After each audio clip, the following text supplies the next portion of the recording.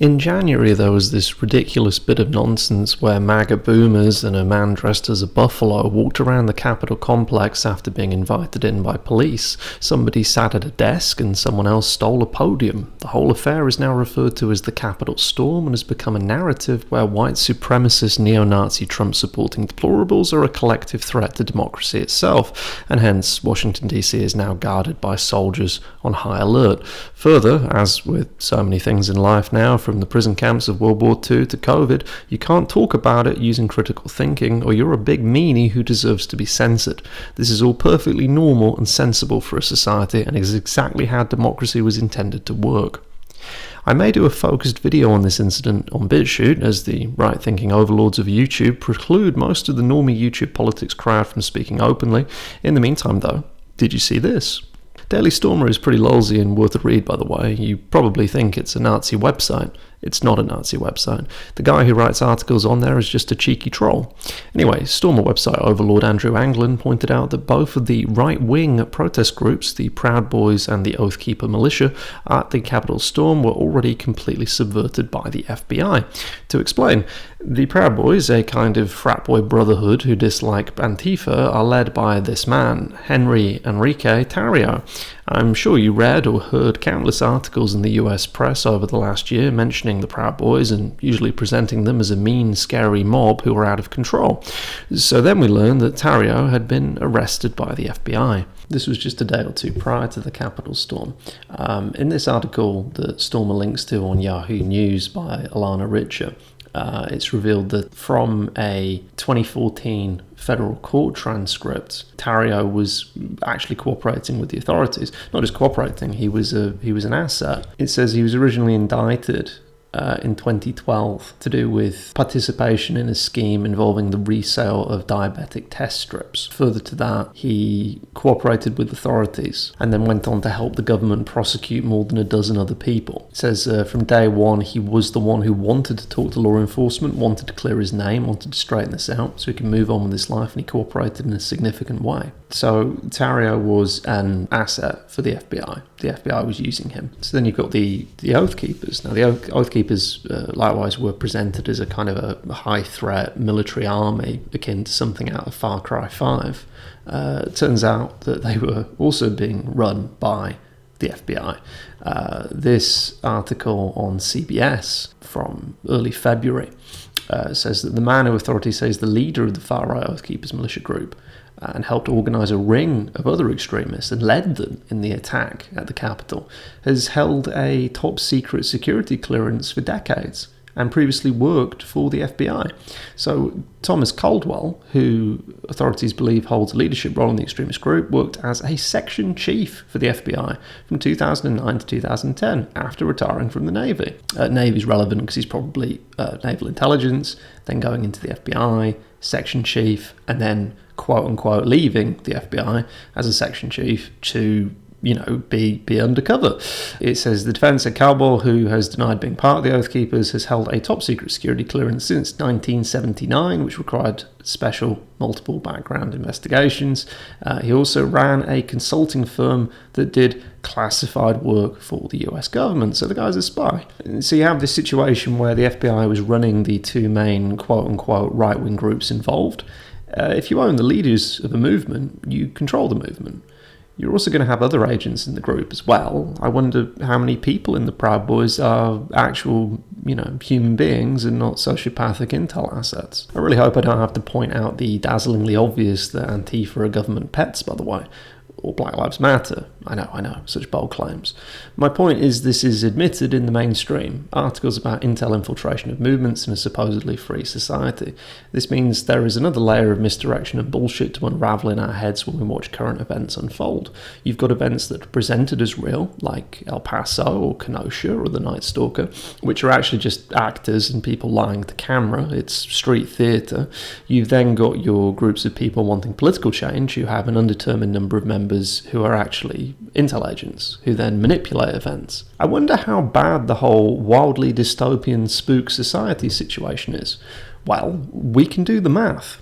Buckle up, Cupcake, because you're not going to like what we find. So first, let's have a look at the number of agencies the US government supposedly fields for intelligence. This page on the US intelligence community tells us there are 18 intelligence organizations in the US. It doesn't tell us how many people that employs. The FBI has about 35,000 personnel, of which roughly 13 or 14,000 are special agents. We could look at the FBI Manual of Investigative Operations and Guidelines, MEOG, and see how they make use of informants. We can also read a book called The Terror Factory by Trevor Aronson, worth a read, who talks about the FBI having a huge amount of funding purely for finding terrorists, which is then drummed out of thin air by informants and agents pretending to be terrorists or sympathizers.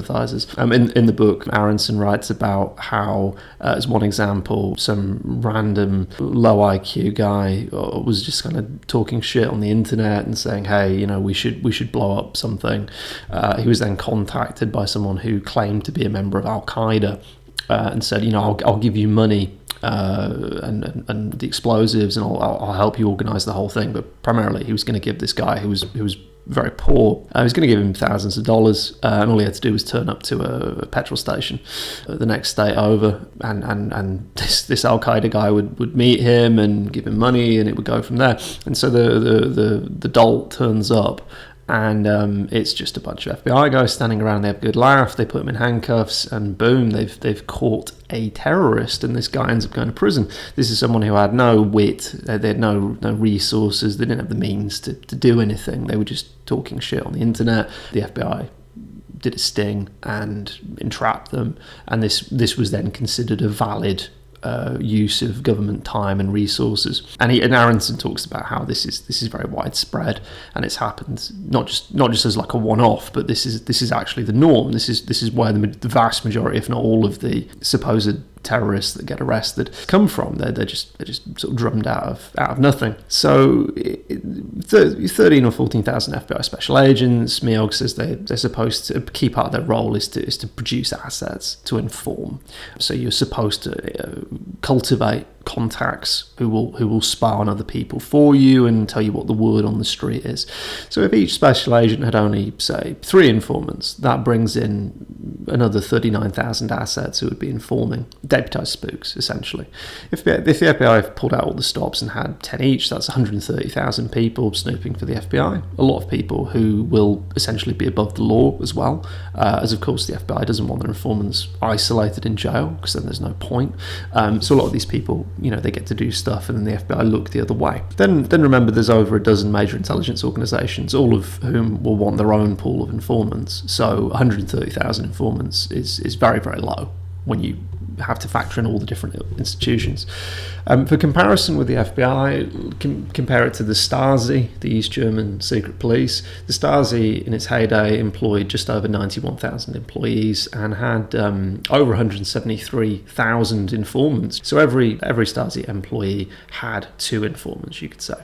And the Stasi obviously had a huge reach in society of how it was able to monitor people. There's a very interesting article on Wikipedia that's worth a read about Zersetzung, or decomposition, which was what the Stasi pioneered, and it was about how they didn't want to have to arrest and beat up every single person who disagreed with the state and could be a political opponent to the state.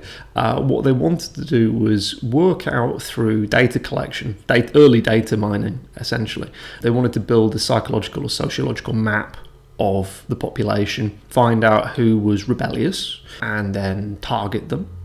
Gaslight them, denounce them, use surveillance, use organised tactics to try and drive them mad, essentially. And this was interesting, was that they would go to incredibly petty lengths. Like they would break into your house and do something like change the light bulbs or move objects around or steal something minor just to make you question your own sanity.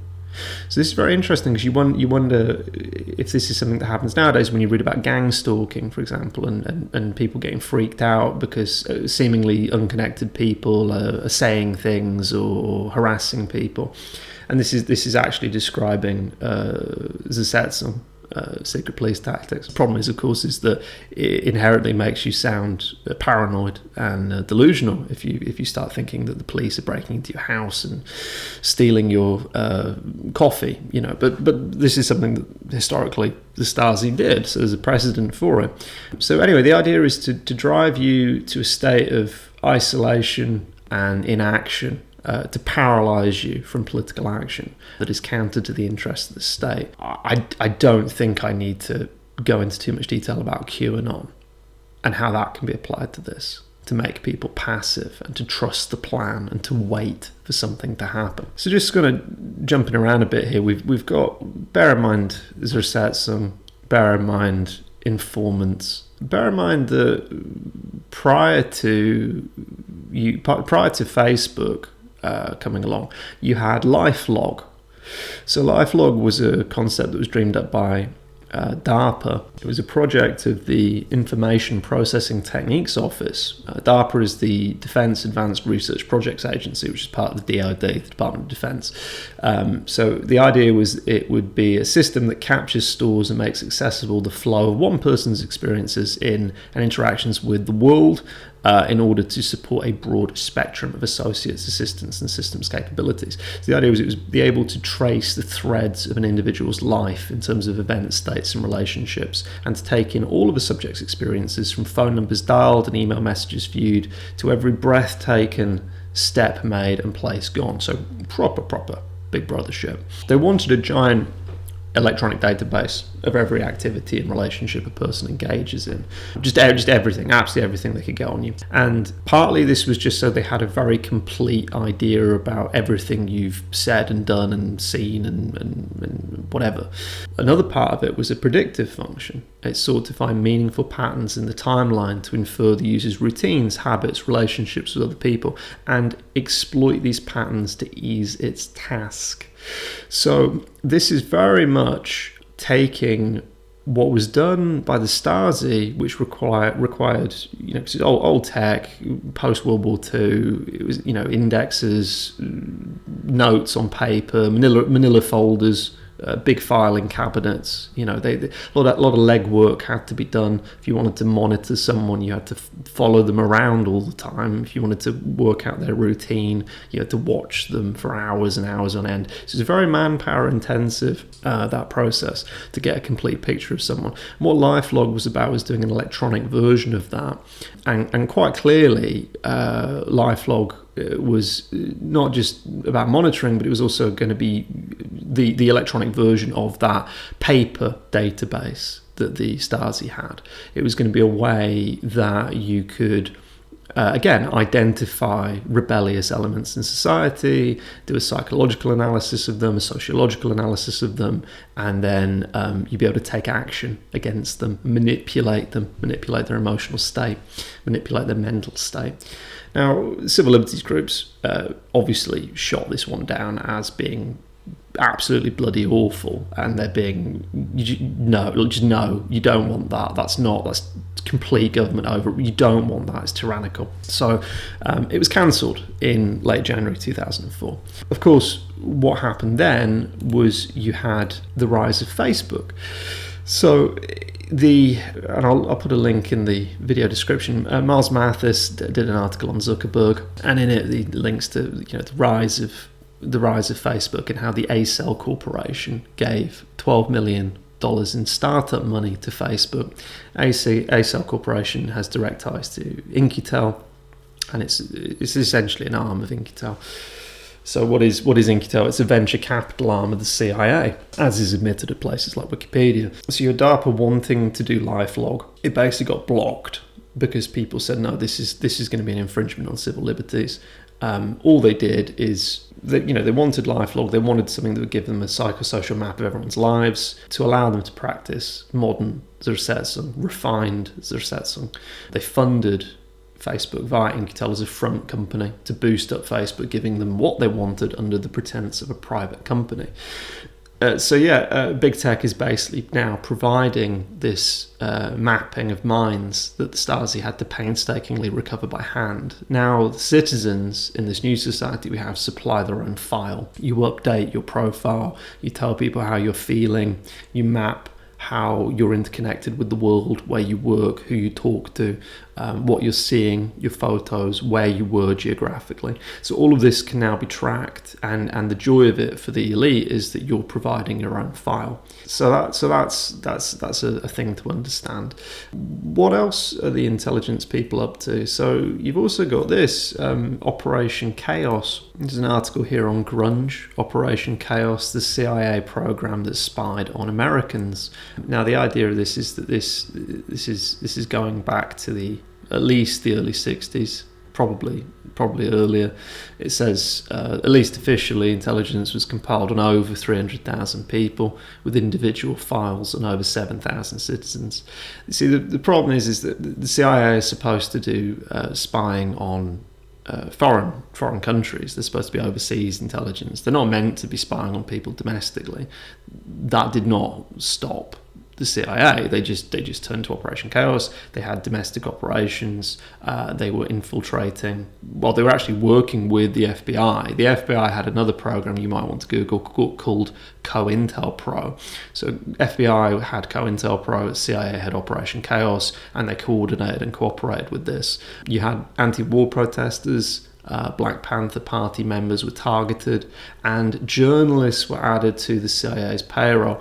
Now that's interesting because this is to do with, and I'm sorry if I'm jumping around here, but I'm kind of just trying to give you an overview of the level of spying, and this stuff doesn't get covered enough. This ties us in with something like Operation Mockingbird, which is as Wikipedia says, the alleged large-scale program of the CIA that began in the early years of the Cold War and was attempting to manipulate news media for propaganda purposes. Now, this is contested, and they say that it's disputed, it's false, it didn't happen. They admit, if you read about stuff like Operation Chaos, they admit that they would try and buy journalists, so literally just to pay journalists on the payroll, and then you do what we say. There's some very intellectual people online who will say that Mockingbird is not real and it's discredited. As an example of why they're full of shit, if you look at this New York Times article, What We Wanted to Tell You About Iran by Flint Leverett and Hilary Mann from back in 2006. They did an op-ed article. They wanted to talk about conflict with Iran. And it says, here is the redacted version of a draft op-ed article we wrote for the Times as blacked out by the CIA's Publication Review Board after the White House intervened in the normal pre-publication review process and demanded substantial deletions. It goes on for them, they talk about other things, but just take a moment to look at that. An opinion piece in the New York Times, not something that's being presented as an actual factual, article, a news piece, but an op-ed, had to go through a pre-publication review process that the White House and then the CIA get involved in. And so what they're admitting to there is a little slip of the mask where they're saying, well, look, actually, if we write something, it literally has somebody in the CIA can go into it and go, no, you're not writing that. No, you're not writing that. You're going to say this instead. This is redacted. Okay, I'll allow this. So, and that's at the level of the New York Times. So, to all these people saying that Operation Mockingbird is fatuous, no. The press in the US is controlled. It was through Mockingbird the CIA were buying up editors, they were buying up journalists. The joke in the Cold War, the joke that the CIA had allegedly was that it was cheaper to get a journalist on the payroll than it was to get a good call girl. Call girls were more expensive than the journalists.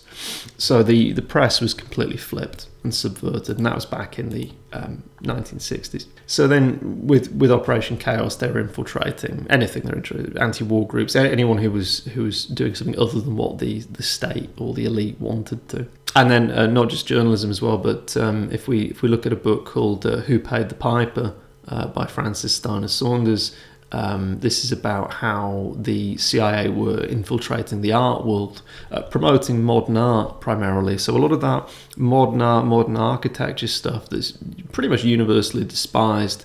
I know we get the odd sort of, brutalism, isn't it interesting? But generally speaking, the modern art world that we see now is obviously inferior to the beauty of the past and the past masters. It was the CIA who were involved in that. They were infiltrating the art world and promoting their own assets, like Rothko. And if you want to know more about that, you should read Who Paid the Piper. So you've got over a dozen intelligence agencies. We know that the FBI and CIA are infiltrating domestic groups of all kinds. They're controlling the press via pre-publication approval. They're funding and promoting things like what art is popular. But it gets worse. This is already pretty awful and oppressive. But hey, let's cut through it. It gets even worse. So professional Sherlock Holmes type Miles Mathis wrote an article about a decade ago called Obey, and he linked to this Washington Post article talking about the sheer size of domestic intelligence.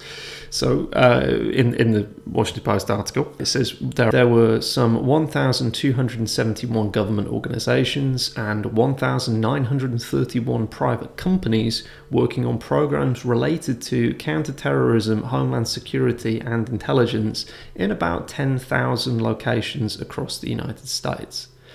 So this is a wee bit larger than the 18 intel agencies, as Wikipedia would phrase it. It goes on. An estimated 854,000 people, nearly 1.5 times as many as people live in Washington, D.C., hold top-secret security clearances. So more people live in more people than the people who live in the capital of the US just holding top-secret clearance. That's not the only clearance level, obviously. It goes on. In Washington and the surrounding area, 33 building complexes for top-secret intelligence work are under construction or have been built since September 2001. Together, they occupy the equivalent of almost 3 Pentagons or 22 US Capitol buildings, about 17 million square feet of space. So again, a lot more buildings than you'd expect. It's cute that if you look on Wikipedia, the CIA pretends it has 25,000 employees. Looking at the other intel agencies, the ones that do list their size say something like, just a few thousand, maybe 3,000-4,000 people each. So in total, the pretense is that they've got less than 100,000 spooks. Which is funny, as this article is saying flat out. There's 854,000 people with top secret clearance alone, so something's a bit off there. So from reading this article, Mathis did the math and he runs with it like this. So you've got 854,000 people holding top secret clearance. Since the CIA is not supposed to be active domestically, we're supposed to take that number at face value. Now, we know in reality that the CIA, of course, spends lots of resources spying on their own population. So let's lowball it. Let's say that 2/3 of the spooks do overseas works and 1/3 of the spooks work domestically. So since it's 854,000 people officially working for the approved, we do overseas spying business, then let's say that that's actually 2/3 of the total of people who actually hold that rank. So that would bring up your number of top secret clearances to 1,281,000. So he then points out that top secret rank is only one of 5 ranks: controlled, confidential, secret, top secret, and compartmented. He suggests that most work would, as you'd expect, fall into the lower categories. There would be fewer operatives with the higher clearance, so proportionally there would be, say, twice as many operatives with secret, twice that with confidential, twice that with controlled. Let's be conservative though and just lowball it and say that top secret is equal in size to all the others, not smaller. That would bring the number of operatives in intelligence up from 1.2 million to 6,405,000. Now, at the time of the article, which was 2012, there were 156 million working people in the US. As of January 2021, there are fewer, only about 123 million people working. So if you've got 6.4 million-ish people with security clearances, at the time of Mathis reflecting on the numbers, that would make it 1 in every 24 people working, being in intelligence in the US. As of January 2021, that would now be 1 in 19, which is assuming they kept the same hiring level of intel people and didn't mass fire them. Given how the state usually protects its vital workers over the general public, that seems plausible. Also, this is for national security, also operating on a black budget, so funding is less of an issue. When you factor in the priority and privilege given to spooks, not to mention the power they wield to influence their budgetary considerations, I think it's reasonable to imagine their careers are stable.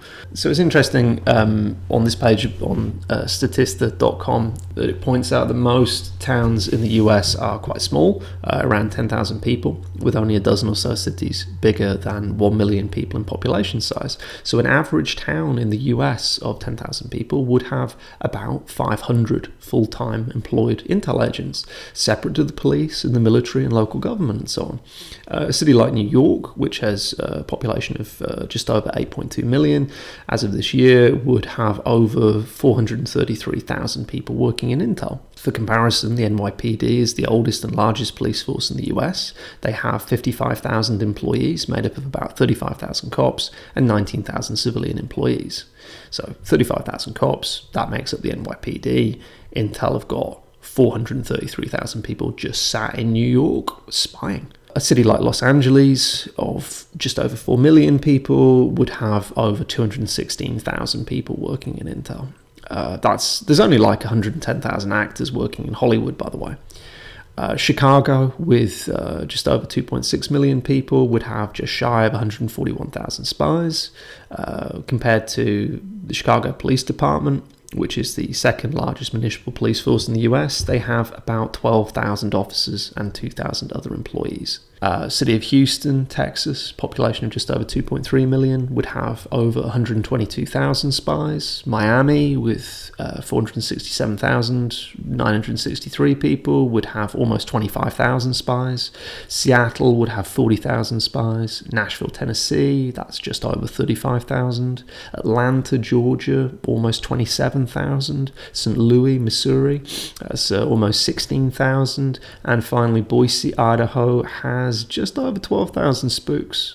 Again, just using the math. So for another comparison, if you look at the US Bureau of Labor Statistics, they tell you how many people are employed by industry. In his original article, Mathis showed us this chart talking about how less than 3 million people work in arts, design, entertainment, sports, and the media. If you look at the BLS websites there, that holds up. It's about the same, less than 3 million. So Intel has over 6 million people easily.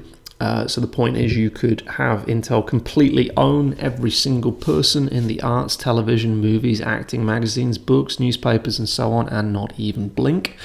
Bearing in mind they wouldn't need to own absolutely everyone, and by controlling these entire sectors of the economy, they would also make a profit, which could be fed directly back to the agencies for funding or bribe money or whatever. And finally, if we compare it to the US Department of Defense, we see that the DoD is one of the biggest employers in the world, employs 2.86 million people as of 2018, chews through a budget of $721 billion annually. So intelligence is more than twice the DoD. So yeah, 6.4 million spooks in the US. Again, this is separate to the police, the FBI, and the military. This is just spies working in shifts around the clock. 1 in 19 people in the working age population are spooks. When you factor in the informants who report to the spooks, then I think you can see why fake events with actors are not a problem. You've got this saturation of intel into a supposedly free society who are paid to monitor and disrupt and fuck with the population. They are then backed up with big tech, who are just giant surveillance state companies building Stasi-style databases that update in real time on the population, who are tricked into thinking these are just successful private companies who let them tweet or post their holiday photos. So I think if you take a minute to really chew on this and think about all the organizations involved, with millions of employees, bigger than all the military branches combined, with hundreds of thousands of informants and paid assets, crisis actors, and all these political movements that are completely infiltrated and flipped at the highest level, cherry on the cake, the modern tech provided by big tech to map the psychological state of citizens who give up their personal data willingly. Jesus fucking Christ, that's a lot of spooks. So that's something to think about. The next time you see things in the press or see these fake events being managed, and you have someone like me come along and go, well, that's fake and this is a controlled thing and it's being done to manipulate you, and you're thinking, nah, they don't have the manpower, nah, no way, it's too big, it's too complicated. Just try to keep in mind the capacity that these bastards have. Thank you for watching.